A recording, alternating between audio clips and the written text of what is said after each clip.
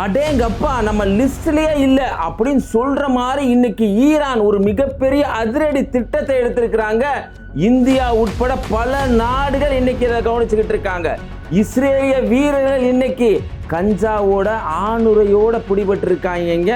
அது மட்டும் இல்லாம இன்னைக்கு ஹிஸ்புல்லா அடிச்சிருக்கக்கூடிய மிஸ்கேவ் அந்த பகுதியில் வந்திருக்கக்கூடிய வீடியோக்கள், அது மட்டும் இல்லாம இந்தியாவில் இருக்கக்கூடிய இந்திய யூனியன் முஸ்லீம் லீக் இன்னைக்கு மிகப்பெரிய ஒரு கொடூரத்தை செஞ்சிருக்கிறாங்க அப்படிங்கிற செய்தி இன்னைக்கு ஒரு சாரார் பரப்பிக்கிட்டு இருக்கிறாங்க. முஸ்லீம்களுக்கு இடங்களை கொடுக்க கூடாது அப்படின்னு சொல்லக்கூடிய செய்திகள், இப்படி நேஷனல் முதல் இன்டர்நேஷனல் வரைக்கும் இன்னைக்கு நடந்திருக்கக்கூடிய பல்வேறு செய்திகளை தான் இந்த வீடியோல இன்ஷால்லா நம்ம பார்க்க இருக்கிறோம். இதுல முதலாவது செய்தி என்னன்னு சொன்னா, மிஸ்டர் பர்ஃபெக்ட் எக்ஸ்ட்ரா கோல்டு திருமணமான அனைத்து ஆண்களுக்கும் ஒரே தீர்வு. வயதான பலகினமா, சுகர் பலகினமா, இனி கவலை வேண்டாம். 100% இயற்கை வயகரா, 100% ஹலாலான முறையிலும் தயாரிக்கப்படுகிறது. எவ்வித கலப்படமும் கிடையாது, பக்க விளைவும் கிடையாது. ஆர்டர் செய்தாலே போதும், உங்கள் இல்லம் தேடி வந்து சேரும். மேலும் விவரங்களுக்கு கீழுள்ள எண்ணை அணுகுங்கள். அடிச்சு ஆடுறான்ப்பா அப்படின்னு சொல்லுவாங்களா இல்லையா, அது மாதிரி இன்னைக்கு ஈரான் அடிச்சு ஆடுறாங்க. அந்த மாதிரியான ஒரு லிஸ்ட் அவங்க ரெடி பண்ணி இருக்கிறாங்க. அடேங்கப்பா நம்ம லிஸ்ட்லயே இல்லையடா அப்படி நம்ம நினைக்கிற மாதிரி ஒரு திட்டத்தை இன்னைக்கு ஈரான் கொடுத்திருக்கிறாங்க. என்னன்னு சொன்னா, அந்த திட்டம் கத்தாருக்கு போன் பண்ணியிருக்கிறாங்க, சவுதிக்கு போன் பண்ணியிருக்கிறாங்க, அது மட்டும் இல்லாம துருக்கிக்கு போன் பண்ணியிருக்கிறாங்க. அப்பாஸ் அராக்சியா இன்னைக்கு அவங்க கொடுத்திருக்கக்கூடிய அந்த செய்தி என்னன்னு சொன்னா, ஃபைபர் ஆப்டிக்கல் லிங்க் தி குளோப் அப்படின்னு சொல்ற இந்த ஃபைபர் லிங்க், இதெல்லாம் கடலுக்கு அடியில் இருக்கக்கூடிய ஃபைபர் லிங்க். இந்த ஃபைபர் லிங்க்ல தான் இன்னைக்கு இன்டர்நெட்டே ஒர்க் ஆகுது. நம்ம பொதுவா இன்டர்நெட் நினைச்சா அது மேல வயர்ல ஒர்க் ஆகிட்டு இருக்குன்னு நினைப்போம், அது கிடையாது. கடல் வழியா தான் போய்கிட்டு இருக்கக்கூடிய இந்த ஃபைபர் லிங்க், இந்த ஃபைபர் லிங்க் கிட்டத்தட்ட 4-5 வகையில் இருக்கக்கூடிய மிக முக்கியமான ஃபைபர் லிங்க் எல்லாம் இருக்குதா. அது எங்கெல்லாம் இருக்குதுன்னு சொன்னா, நீங்க பாத்தீங்க சொன்னா ஹர்முஸ் ஜலசந்தியில் தான் இருக்கா. சிமிவி அப்படின்னு சொல்ற ஒரு ஃபைபர் லிங்க். இது எப்படி சொல்றாங்கன்னா, south east Asia, middle east, western Europe serious, இது ஒரு ஃபைபர் ஆப்டிக். அதே மாதிரி பாத்தீங்கன்னா கல்ஃப் பிரிட்ஜ் இன்டர்நேஷனல் அப்படின்னு சொல்ற ஒரு ஃபைபர் ஆப்டிக். இந்த ஃபைபரும் கடலுக்கல்ல தான் இருக்குதான். இந்த கடலுக்கடியில தான் இன்னைக்கு இந்த இன்டர்நெட்லாம் ஒர்க் ஆகிட்டு இருக்கு. இந்த இன்டர்நெட்டோட சேர்த்து இந்தியாவுடைய IMEWE அப்படின்னு சொல்ற ஒரு ஃபைபர் லிங்க், இதுவும் கடலுக்கடியில் தான் இருக்குது. மிகப்பெரிய ஒரு ஆழத்துக்கு கீழே இருக்கக்கூடிய இந்த ஃபைபர் லிங்கை இன்னைக்கு நாங்க கட் பண்ண போறோம். இந்த கட் பண்ணா என்ன மாதிரியான விளைவுகளை ஏற்படுத்தும் அப்படிங்கறதா இன்னைக்கு சர்வதேச அளவுல ரொம்ப எல்லாரும் பேசிக்கிட்டு இருக்காங்க. ஏன்னா ரொம்ப சாதாரணமான விஷயம் இல்லை. இதன் காரணமா என்ன ஏற்படும் சொன்னா, இன்டர்நேஷனல் மார்க்கெட், அதாவது இன்டர்நெட் சம்பந்தப்பட்ட என்னெல்லாம் இருக்குதோ, இன்னைக்கு டேட்டா பேஸை வச்சு கிளவுட்ல வச்சு யாரெல்லாம் ஆஃப்லைன்ல ஒர்க் பண்ணிட்டு இருக்காங்களோ அவங்களுடைய டேட்டா ஆக்சஸ் எதுவுமே செயல்படாது. எந்த அளவுக்குனா, கூகுளுடைய டேட்டா பேஸே செயல்படாது. ஆயில் மார்க்கெட், பெரும்பாலும் இன்னைக்கு அமெரிக்காக்காரன் ஆயிலை வச்சு தான் எல்லாமே பண்ணிட்டு இருக்கான். அந்த ஆயில் மார்க்கெட் எதுவுமே செயல்படாது. ஏன் நம்ம பயன்படுத்தக்கூடிய வாட்ஸ்அப், யூடியூப் எதுவுமே நீங்க பார்த்துட்டு இருக்க யூடியூப் கூட ஒர்க் பண்ண முடியாத ஒரு நிலை ஏற்படும். இதை தான் ஈரான், எங்கிட்ட புதுவிதமான ஒரு திட்டம் இருக்குது, நீங்க எதிர்பார்க்காத ஒரு அடியை நாங்க கொடுப்போம் அப்படின்னு சொல்லிக்கிட்டு இருந்த இந்த விஷயத்தை தான் இன்னைக்கு அப்பாஸ் அராக்சி அவங்க என்ன பண்ணிருக்காங்கன்னு சொன்னா, பல்வேறு இடங்கள்ல இருக்கக்கூடிய இஸ்லாமிய நாடுகளுக்கு தொடர்பு கொண்டு இந்த தகவலை அவங்க தெரியப்படுத்தி இருக்கிறாங்க. ஏன்னு சொன்னா, அமெரிக்கா தொடர்ந்து என்ன பண்றான்னு சொன்னா, ஹர்முஸ் ஜலசந்தியை கைப்பற்றி அதை இறுக்கி ஈரானுக்கு மிகப்பெரிய ஒரு அழுத்தத்தை கொடுத்துக்கிட்டு இருக்கா. இதனால உள்நாட்டில் மிகப்பெரிய அளவுக்கு பாதிப்பு ஏற்பட்டிருக்குது, பொருளாதார வீழ்ச்சி ஏற்பட்டிருக்கிறது. 20 லட்சம் இளைஞர்கள் வேலை இல்லாம போயிருக்கிறாங்க. அதனால எங்களுக்கு ஒரு நிலை இப்படி வந்துட்டனால நாங்க என்ன வேணாலும் செய்வோம்டா, இறங்கி கூட அடிப்போண்டா அப்படிங்கிற ஒரு நிலைக்கு ஈரான் வந்துட்டதா பல பேர் இன்னைக்கு பேசிக்கிறாங்க. இதுக்கிடையில ஈரான் ஒரு ப்ரப்போசல் இன்னைக்கு கொடுத்துருக்குறாங்க. இன்னைக்கு அமெரிக்காவுக்கு என்ன சொல்றாங்கன்னா, யுரேனியத்தை பத்தி நீ பேசாத, யுரேனியம் செறிவூட்டலை பத்தி நீ பேசாத, ஹர்முஸை பற்றி பேசிக்கிட்டு இருந்தோம்ல அதை கூட விட்டு பரவாயில்ல, ஆனால் யுரேனியத்தை நாங்கள் வச்சிருக்க தான் செய்வோம். அப்படி அந்த ஒப்பந்தத்துக்கு புதுசாக ஒரு ஒப்பந்தம் நம்ம போட்டுக்கலாமா, பேச்சுவார்த்தை நடத்தலாமா, வா அப்படின்னு கூப்பிட்றாங்க. ஆனால் இது என்னன்னு சொன்னால், அவன் என்ன சொல்கிறான், ட்ரம்ப்பு யுரேனியத்தை செறிவூட்டக்கூடாது, நீ அதை வச்சிருக்கவே கூடாது. இது என்னடா நியாயம்? எல்லா நாட்டிலையும் அணுகுண்டு வச்சிருப்பானா? அந்த NPTன்னு சொல்லுவாங்கல்ல, அதாவது அணு ஆயுத பரவல் அமைப்பு, அதுல எல்லாரும் கையெழுத்து போட்டுருக்காங்களா? இஸ்ரேல்கார கையெழுத்து போடலையா? ஆனா அவன்கிட்ட அணு ஆயுதம் இருக்கு. அவன் தான் பல இடங்கள்ல மக்களை கொண்டுகிட்டு இருக்கிறான். ஆனா ஈரான்ட்ட அணு ஆயுதம் இல்ல. பல இடங்கள்ல போர் செஞ்சு பல பேரை கொல்லல. ஆனா அவங்களுக்கு நீ தயாரிச்சுனா கொன்றுவ, உன்கிட்ட இருக்கக்கூடாது அப்படின்னு சொல்லி அவங்க சொல்லிக்கிட்டு இருக்கிறாங்க. ஆனால் அந்த காரணமாக இருக்கக்கூடிய அந்த அணுகுண்டு தயாரிக்கிறதுக்கு மிக காரணமாக இருக்கக்கூடிய பொருள் தான் அந்த யுரேனியத்துடைய யூஏவின்னு சொல்கிறாங்க. அந்த யுரேனியத்துடைய யூஏவியை வந்து இன்னைக்கு ஈரான் என்ன சொல்கிறாங்கன்னா அதை நாங்கள் வச்சே தான் தீர்வோம். ஈரான் கொடுக்கக்கூடிய எல்லா ப்ரொபோசலையும் பார்த்தீங்கன்னு சொன்னால் யுரேனியத்தை நாங்கள் வச்சிருப்போம். ஏன்னு சொன்னால் இதுக்கு முன்னாடி லிபியாவில் நடந்த அந்த தாக்குதல் போது நீ அணு ஆயுதத்தை வச்சிருக்கூடாது நாட்டில் சொன்னா அவர் கேட்டாரு, சரின்னு ஒத்துக்கிட்டாரு. ஆனால் அந்த நாட்டை போய் அடிச்சு நீ காலி பண்ணி கொண்டுட்ட, அதனால வச்சுக்கிட்டே தான் இருப்போம் அப்படிங்கிறத இன்னைக்கு ஈரான் தெரியப்படுத்தியிருக்காங்க.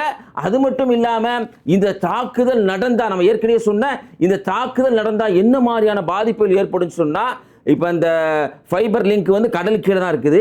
கிட்டத்தட்ட சொல்கிறாங்க அதோடைய டெப்த்து பார்த்தீங்கன்னா நம்ம கிலோமீட்டரில் கணக்கு பண்ணி சொல்கிறாங்க ஒரு 1000 கிலோமீட்டர் கீழே கூட இருக்கலாம். அதை வச்சு எப்படி சரி பண்ணணும்? சரி பண்ணுறதா யாரை கூப்பிட முடியும்?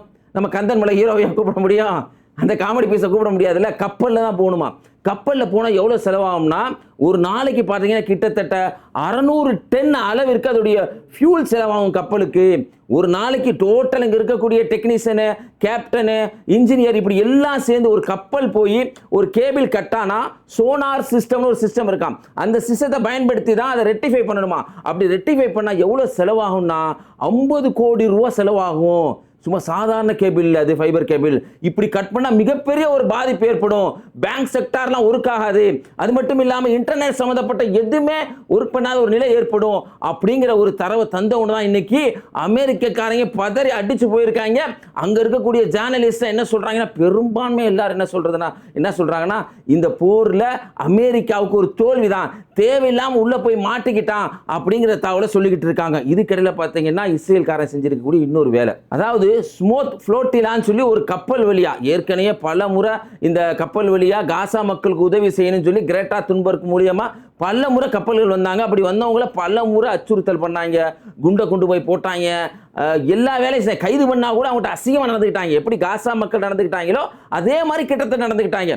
அப்படி அது தெரிஞ்சு கூட கிட்டத்தட்ட 60 போட்டில் பல நாடுகள்ல இருந்து, நியூயார்க்ல இருந்து கூட பல பேர் காசா மக்களுக்கு உதவி செய்யறதுக்காக உள்ள போயிருக்காங்க. உள்ள போனால் அவன் வேலையை காட்டியிருக்கிறான். அந்த போட்டுக்குள்ளே இறங்கி ஒரு வீடியோ போடுறாங்க. என்னென்னா கண்டம்ஸை காட்டுறாங்க, கஞ்சா பொட்டணத்தை காட்டுறாங்க. போட்டில் வந்து உதவி பண்ண வந்தவங்க கஞ்சா பொட்டணத்தையும் காண்டம்ஸையும் எடுத்துகிட்டு வந்தாங்களாம். எவ்வளோ அதாவது இந்த கஞ்சாவை இந்த அபீனை வச்சுருந்தா அந்த போட்டை தொடர்ந்து அமெரிக்காக்காரன் அட்டாக் பண்ணிக்கிட்டு இருக்காங்கிறது எல்லாருக்கும் தெரியும். அப்படி தெரிஞ்சிருந்து கூட இது யாராவது ஒருத்தவங்க செய்வாங்களா? அந்த போட்டுக்குள்ளே இருக்கிறதெல்லாம் பார்த்தீங்கன்னா பால் பவுடர் அந்த மாதிரி தான். அவங்க என்ன பண்ணுறாங்கன்னா இஸ்ரேலிய வீரர்கள் அந்த பவுடரை வச்சு, அது இந்த பாக்கெட் பார்த்தீங்கன்னா ஃப்ரெஷ்ஷாக இருக்குது, ஃப்ரெஷ்ஷாக கஞ்சா பொண்ணு வச்சுருந்தாங்க. பார்த்தீங்களா, 600 இருக்குது. அப்படியே அவங்களை கேவலப்படுத்துகிற மாதிரி நடந்துக்கிட்டு இருக்காங்க. இதுக்கிடையில் ஜஹ்ரான் மம்தானி 175 நியூயார்க்கு மக்களை நீ பிடிச்சிருக்கிற, உடனே அவங்கள வெளியிடணும் அப்படிங்கிறது தன்னுடைய கோரிக்கையை வச்சிருக்கிறார். பதிலுக்கு பார்த்தீங்கன்னா ஹிஸ்புல்லா இப்படிலாம் அநியாயம் செஞ்சுக்கிட்டு இருக்கிறா, உனக்கெல்லாம் சரியான அடி கொடுக்கணும்னு சொல்லி மெஸ்கேவ்னு ஒரு பகுதி, இந்த பகுதி எங்கன்னு சொன்னால் அதாவது இஸ்ரேலுடைய வடக்கு பகுதி. இங்கே பெரும்பாலும் பார்த்தீங்கன்னா கிராமம் சார்ந்த ஒரு சூழலில் மக்கள் வாழக்கூடிய பகுதியாம். அந்த மக்கள் வாழக்கூடிய பகுதியில், ஏன்னா நம்ம ஏற்கனவே சொல்லியிருந்தோம், பழைய வீடியோக்களை சொல்லியிருந்தோம், கடந்த வீடியோ நம்ம சொல்லியிருந்தோம், பொதுவாக வந்து அங்கே லெபனானுடைய பல பகுதிகளில் அடிக்கப்பட்டு மக்களுடைய வீடுகள்லாம் தரைமட்டமாக்கப்பட்டிருக்கு.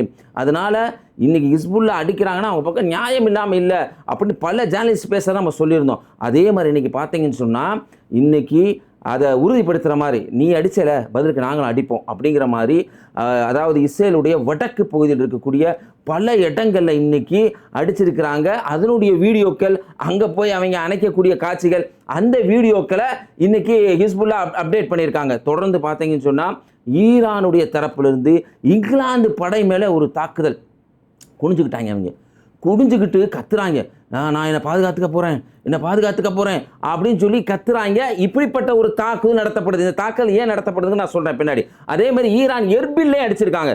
எர்பில் இருக்கக்கூடிய ஒரு பகுதி, கோயாங்கிற ஒரு மாவட்டத்தில் இன்னைக்கு என்ன பண்ணுறாங்க, குர்திஸ்தானுடைய பகுதி, குர்திஸ்தானுடைய மக்களை வச்சு எப்படியாவது ஈரானுக்குள்ள ஒரு ஆட்சியை உள்ளே கொண்டு வரலாம், தரைவழி படையை கொண்டு வந்து அவங்கள பயன்படுத்தி, அமெரிக்கர்களை பயன்படுத்தாமல் அவங்கள பயன்படுத்தி அவங்களையே ஒரு பகடக்காயாக பயன்படுத்திக்கலாம் அப்படின்னு அமெரிக்கா நினச்சிக்கிட்டு இருக்கான்.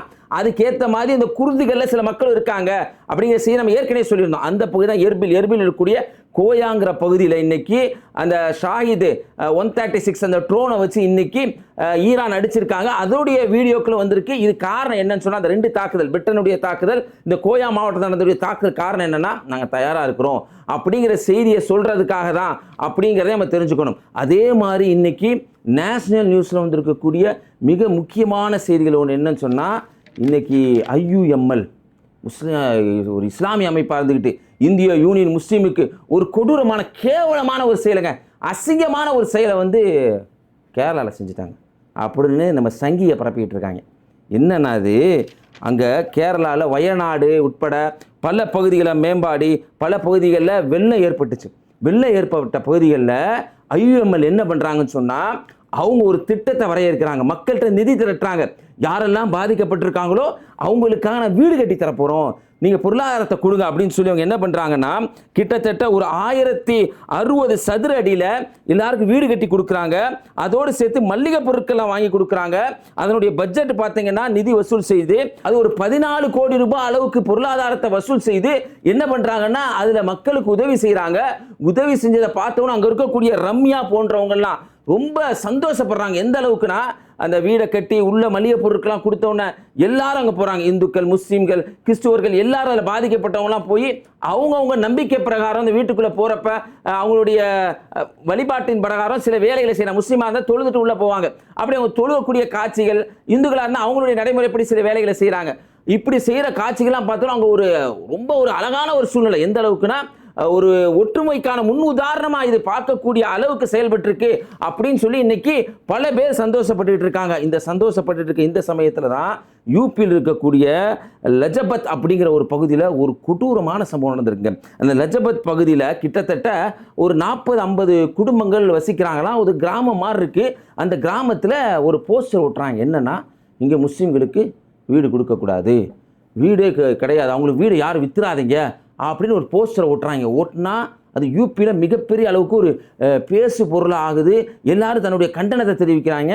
அங்கே இருக்கக்கூடிய லூஸு, அங்கே இருக்கவங்கள சங்கியா அவங்க என்ன சொல்லுவாங்கன்னா, நாங்கள் மத கலாச்சாரத்தை நாங்கள் பாதுகாக்கிறோம், நாங்கள் வந்து எங்களுடைய கொள்கையில் சனாதன கொள்கையில் உறுதியாக இருக்கிறோம் அப்படின்னு சொல்கிறாங்க. அப்படியா? அவ்வளோ உனக்கு ரோஷம் இருந்தால் நீ சாப்பிட்ற சாப்பாடில் உப்பு போட்டு சாப்பிட்டேன்னு சொன்னால், இல்லை நீ டெய்லி போய் கக்கூசில் அள்ளி திங்காதவனா இருந்தேன்னா என்ன பண்ணணும்னா, நீனு அரபு நாடுகள் கொடுக்குற அந்த பெட்ரோலை வாங்கக்கூடாதுரா. ஏன் வாங்குற? முஸ்லீம்களை விற்கக்கூடாதுன்னா முஸ்லீம்கள் விற்கிற பொருளை ஏன் வாங்குற அப்படி நம்ம கேட்கல. நெட்டிசன் அவ்வளோ கேவலமாக விமர்சனம் செஞ்சுக்கிட்டு இருக்காங்க. அதே சமயத்தில் கேரளாவில் நடந்த இந்த சம்பவத்தை ஒப்பிட்டு காட்டி அவங்க சொல்கிறாங்க, இதுதான்டா உண்மையான கேரளா ஸ்டோரி, நீங்கள் கேரளா ஸ்டோரி என்னத்தை எடுத்தீங்க, இதுதான் கேரளா மக்களுடைய நிலை என்று அவங்க தங்களுடைய கருத்துக்களையும் கண்டனங்களையும் பதிவு செஞ்சுக்கிட்டு இருக்காங்க. இதுக்கிடையில் பீகாரில் நடந்திருக்கக்கூடிய இன்னொரு சம்பவங்க கேட்கவே அவ்வளோ சங்கடமாக இருக்குது. அதாவது பீகாரில் இருக்கக்கூடிய தௌசீஃப் ரசான் மஸ்ஹாரின்னு சொல்லி ஒரு இமாம் அவங்க என்ன பண்ணுறாங்கன்னு சொன்னால், யூபியில் இருக்கக்கூடிய பரோலில் ஒரு ப்ரோக்ராம், இஸ்லாமிய ப்ரோக்ராமுக்காக அவங்க போகிறாங்க. போயிட்டு ட்ரெயினில் வந்துக்கிட்டு இருக்கிறாங்க. வந்துக்கிட்டு இருக்கப்போ என்ன நடக்குதுன்னா, அவருடைய தாடியை அவர் போட்டிருக்க தொப்பியெல்லாம் பார்த்தோன்னே திருடங்கிறாங்க, நக்கல் பண்ணுறாங்க, வம்புலுக்கிறாங்க. வந்திருக்கவங்க மது போதையில் இருந்திருக்கிறாங்க. போட்டு அவரை அடின்னு அடிக்கிறாங்க. அடித்து ட்ரெயின்லேருந்து தூக்கி போட்டு அவரை கொண்டுட்டாங்க. அங்கே இருக்கக்கூடிய பரோலினுடைய அந்த காவல் நிலையத்தை என்ன பதிவு செய்யப்படுதுன்னு சொன்னால், யூபியுடைய கவர்மெண்ட் என்ன பதிவு செய்கிறாங்கன்னா, அவர் வந்து ட்ரெயினில் காற்று வாங்குறதுக்காக மூலையில் போய் உட்காந்துருந்தாரு, அப்படியே உடனே செத்து போயிட்டாரு அப்படின்னு பதிவு செஞ்சுருக்காங்க. அதுக்கிடையில் தபசம் அவங்களுடைய மனைவி கிட்ட அவர் பேசினதை மனைவி அவங்க ரெக்கார்ட் பண்ணி வைக்கிறாங்க. அந்த ட்ரெயினில் வர்றப்ப தபசம்கிட்ட தௌசீப் பேசுகிறாங்க, இமாம் தௌசீப் பேசுகிறாங்க, என்னை வந்து திருடன்னு சொல்கிறாங்க, என்னை அடிக்கிறாங்க, எப்படியாவது போலீஸ் ஃபோன் பண்ணு, எப்படியாவது போலீஸை வரவைன்னு கத்துறாரு. கத்துனதுக்கப்புறம் கொஞ்ச நேரத்துக்கு அப்புறம் எந்த கான்டாக்டும் இல்லை. அவங்க மனைவி சொல்கிறாங்க, அடித்தவர் கொல்லப்பட்டிருக்கிறாரு. எப்படியான ஒரு நிலை பாருங்கள். காவல்துறை மீது நம்பிக்கை வச்சு தனக்கு காவல்துறை உதவுன்னு நினச்சி அவர் குரல் கொடுத்துருக்காரு. ஆனால் அங்கே இருக்கக்கூடிய காவல்துறை மட்ட ரகமான ஒரு வேலையை செஞ்சிருக்கிறாங்க. என்னன்னா, அவர் ஜன்னல் பக்கத்தில் உட்காந்து இல்லை வழி பக்கத்தில் உட்காந்து கீழே விழுந்து செத்து போயிட்டாரு அப்படின்னு ஒரு பொய்யான செய்தியை பரப்பி இருக்கிறாங்க. இதுக்கிடையில யூபியினுடைய உயர் அதிகாரிகள் இருக்கக்கூடிய எஸ்பி போன்ற உயர் அதிகாரிகள் இந்த வழக்கை மறுபடியும் எடுத்து நீதி வழங்குவாரு அப்படின்னு எல்லாரும் எதிர்பார்த்துக்கிட்டு இருக்கிறாங்க. என்ன நடக்குங்கிறத காலம் தான் பதில் சொல்லும். இதுக்கிடையில பார்த்தீங்கன்னா ஒவ்வொரு வீடியோக்களுடைய கடைசி பகுதியிலும் காசா மக்களுடைய கண்ணீர் கதையை நம்ம தொடர்ந்து சொல்லிக்கிட்டு வர்றோம். சொல்றதுக்கான காரணத்தை மறுபடியும் நம்ம பதிவு செய்கிறோம். என்னன்னு சொன்னால், கமெண்ட்ல நீங்கள் பதிவு செய்கிறப்ப அதில் இப்படி இருந்துச்சு அப்படி இருந்துச்சு அப்படின்னு சொல்கிறத தவிர்த்துட்டு அவங்களுக்காக பிரார்த்தனை செஞ்சு நீங்கள் கமெண்ட் பதிவு பண்ணுங்கள். இதனால உங்களுக்கு மலக்குமார்கள் துவா செய்வாங்க அப்படிங்கிற நபி மொழியை நம்ம நினைவுபடுத்தி கொள்கிறோம். ஆரம்பமாக இன்றைக்கி பார்த்தீங்கன்னு சொன்னால், காசா மக்களுடைய கண்ணீர் கதையில் ஃபுல்லா அப்படிங்கிற ஒரு பெண்மணிக்கு நேர்ந்த மிக மிக ஒரு கொடுமையான ஒரு சம்பவத்தை தான் நம்ம அறிய இருக்கிறோம். அவங்க பல இடங்களில் அவங்க வீட்டில் இருக்க முடியாது, பல இடங்களில் தங்களுடைய வாழ்க்கையை கழித்த சம்பவத்தை விவரிக்கிறாங்க. இவங்களுக்கு 3 குழந்தைங்க, ரீனும் அப்படின்னு ஒரு குழந்தை, ஹைதம், சலே அப்படின்னு ஒரு குழந்தை. இந்த 3 குழந்தைகளுடைய தாய் அவங்க இருக்கிறாங்க. கணவருடைய பெயர் மொயின். இங்கே பார்த்தீங்கன்னா அவங்க தன்னுடைய வாழ்க்கையில் நடந்த சம்பவத்தை சொல்கிறாங்க. எங்களுக்கு ரொம்ப வறுமை ஏற்பட்டுச்சு. காசாவினுடைய பெண்களுடைய ஸ்கூலில் நாங்கள் இருந்தோம். ஒரு ஸ்கூலில் தான் இருக்கிற நிலைமை. அந்த ஸ்கூலில் நாங்கள் இருந்தோம். ரொம்ப வறுமை. நாங்கள் கோதுமை ரொட்டி போட்டு சாப்பிட்டோம். அதுக்கப்புறம் கோதுமை தீர்ந்து போயிடுச்சு. அப்புறம் கானை வச்சு பார்லியை வச்சு சாப்பிட்டோம். அது கசக்குச்சு, சாப்பிடவே முடியலை. ஆனாலும் என் குழந்தைகளுடைய பசி என்னென்னா, அதையும் என் குழந்தைகளை சாப்பிட வச்சுச்சு அந்த சாப்பாடு. இதுவும் தீர்ந்து போனதுக்கப்புறம் அரிசியை நாங்கள் சாப்பிட்டோம். அந்த அரிசி 1 கிலோ 200 ஷெக்கல். 200 ஷெக்கலுங்கிறது கிட்டத்தட்ட 2000 ரூபா மதிப்புங்க. 2000 ரூபா மதிப்புள்ள அளவுக்கு, கிட்டத்தட்ட 2000 ரூபா மதிப்புள்ள அளவுக்கு அரிசி. அந்த அரிசியை வாங்கி நாங்கள் அதில் சமைச்சு சாப்பிட்டோம். நாட்கள் போக போக பைசா இல்லை எங்ககிட்ட, சமைக்கிறதுக்கு சாப்பாடு எதுவுமே இல்லாமல் ஒவ்வொரு நாளும் நான் மரணிக்கிற மாதிரியே உணர்வேன். 2 வாட்டி ஒவ்வொரு நாளும் மரணிக்கிற மாதிரியே உணர்வேன்னு சொல்லி ஃபுல்லாக சொல்கிறாங்க. ஃபுல்லாக என்ன சொல்கிறாங்கன்னா, அதாவது என் குழந்தை என்கிட்ட சாப்பாடு கேட்கும், அந்த சமயத்தை நான் மரணிக்கிற மாதிரி இருக்கும். என் குழந்தை சாப்பாடு கொடுக்கலான்னு நினைப்பேன், அது எனக்கு முடியாத போது எனக்கு மரணிக்கிற மாதிரியே இருக்கும். ஏன் தண்ணி கூட எங்களுக்கு கிடைக்காத நிலை. இப்படிப்பட்ட சூழ்நிலையில் எப்படியாவது நம்ம காசாவுடைய வடக்கு பகுதியில் இருக்கோம், எப்படியாவது தெற்கு பக்கத்து போனால் நம்மளுக்கு நல்ல ஒரு வாழ்வு கிடைக்கும் அப்படின்னு சொல்லி நாங்கள் ஒரு 10 ஃபேமிலியோடு சேர்ந்து கழுதை தாங்க வண்டி, ஆம்புலன்ஸே கழுத வண்டியில் தான் போவோம். நீங்கள் பார்த்துருப்பீங்க. அந்த வண்டியில் நாங்கள் ஏறி நடந்து போகிறோம். நாங்கள் போகிறப்ப எங்கள் வண்டி தான் கடைசி வண்டி. நான் என் பிள்ளைகளை பாதுகாக்கணுங்கிறதுக்காக என் 3 குழந்தைகளையும் என் கணவரையும் விட்டுட்டு ஃபுல்லாக சொல்கிறாங்க. நான் பின்னாடி வந்துக்கிட்டே இருந்தேன். அப்படி வந்துக்கிட்டே இருக்கிறப்ப ஒரு குண்டு போட்டாங்க. அவங்க சொல்கிறாங்க, உலகமே அழிஞ்சிருச்சுன்னு நான் நினச்சேன். சுற்றி புகை மூட்டம், எதுவுமே எனக்கு கொஞ்ச நேரத்தில் தெரியல. நான் அலர்னே சத்தம் போட்டேன். அந்த புகை அப்படியே கலைஞ்ச உடனே நான் பார்க்குறேன், ரத்த வெள்ளத்தில் என் கணவர் அப்படியே சரிஞ்சு இழிஞ்சு கிடக்கிறாரு. ஒரு பக்கத்தில் பார்த்தீங்கன்னா ஹைதம், சலே அவங்கள கூப்பிட்றாங்க. ஹைதம், சலேன்னு கூப்பிட்றாங்க. கூப்பிட்டா 2 பேர்த்தையும் ஆளைய காண, சவுண்டே வரல. மறுபுறம் கூட வந்திருந்தவங்களாம், மரணம் இந்த இடத்துல இருந்துட்டு இருக்கு, உடனே அட்டாக் பண்ணிடுவாங்க, தப்பிச்சு போன்னு சொன்ன உடனே ரீனும், அந்த குழந்தை பெரிய குழந்தை, ரீனுங்கிற குழந்தை 17 வயசு. அந்த குழந்தைக்கு, அந்த குழந்தை மட்டும் பக்கத்தில் இருந்துச்சு. அதோடைய கையை பிடிச்சிக்கிட்டு நாங்கள் எங்கே வந்தோமோ, எங்கே பசி கொடுமையிலிருந்து தப்பிச்சு தெற்கு போனால் நல்லா இருக்குன்னு சொந்தமோ அந்த தெற்கை விட்டுட்டு வடக்குக்கே நாங்கள் திரும்பி ஓடியாந்தோம். வடக்கில் வந்தவொடனே இரவு முழுதும் நான் அழுதுகிட்டே இருந்தேன். என்ன நிலை ஏற்படுமோ தெரியல. இரவு முழுதும் அழுதுகிட்டே இருந்தேன். பகல் நேரமானவுடனே அந்த ரெட் கிரசன்ட் அப்படின்னு சொல்கிற அந்த செஞ்சிலுவை அமைப்பிலிருந்து ஒருத்தர் தகவல் சொன்னார், உங்கள் மெயின் உங்களுடைய கணவர் மரணித்து விட்டார். உங்கள் குழந்தை ஹைதம்ங்கிற அந்த பையன், அந்த பையனுக்கு கண் பார்வை இழந்துட்டான். இன்னொரு குழந்தை கழுத்தில் வெட்டுப்பட்டு அந்த குழந்தை சலைங்கிற அந்த குழந்தையும் மரணிச்சு அப்படின்னு சொன்ன உடனே அவங்க சொல்கிறாங்க, என் வாழ்க்கையே இருண்டதாயிருச்சு. கண்ணு தெரியாத புள்ள ரீனுங்கிற அந்த குழந்தையோட அந்த டிடெக்ஷன் கேம்பில், அந்த கேம்பில் அவங்க இருக்கிறாங்க. அந்த கேம்பில் பார்த்தீங்கன்னா அவங்க சொல்கிறாங்க, தொடர்ந்து நான் இப்போ இருக்க நிலையை பாருங்களேன் அப்படின்னு சொல்லி பேட்டி கொடுத்துட்டு PCHR அப்படிங்கிற ஒரு அமைப்புக்கு அவங்க அந்த பேட்டி கொடுக்குறாங்க. பேட்டி கொடுக்குறவங்க சொல்கிறாங்க, அப்படியே மலையில் டென்ட்டில் அப்படியே தண்ணியெல்லாம் வருது, இதில் தான் எங்கள் வாழ்க்கை கழியுது. இப்படியான சூழ்நிலை வாழ்க்கையை கழிச்சுக்கிட்டு இருக்கோம். எங்களை பற்றி இந்த உலகம் பேசணும், எங்களுக்காக அவங்க பிரார்த்தனை செய்யணும் அப்படிங்கிறது தான் அந்த மக்களுடைய எண்ணமாக இருக்குதுங்க. அதனால் மறந்துடாமல் நம்ம கமெண்ட்டில் இன்றைக்கி ஃபுல்லாக அந்த மக்களுக்காக பிரார்த்தனை செஞ்சு நம்மளுடைய பதிவில் நம்ம இடணும். அதே மாதிரி இவர்களுடைய கண்ணீர் கதையை உலகறிய செய்யணும். அதனால் அந்த வீடியோ மறந்துடாமல் உங்கள் நண்பருக்கு ஷேர் செய்யுங்க. யாரெல்லாம் பேட்டை டிவியை சப்ஸ்கிரைப் பண்ணாமல் இருக்கீங்களோ அவங்கெல்லாம் சப்ஸ்கிரைப் செய்யுங்க. தொடர்ந்து இணைந்திருப்போம். அஸ்ஸலாமு அலைக்கும்.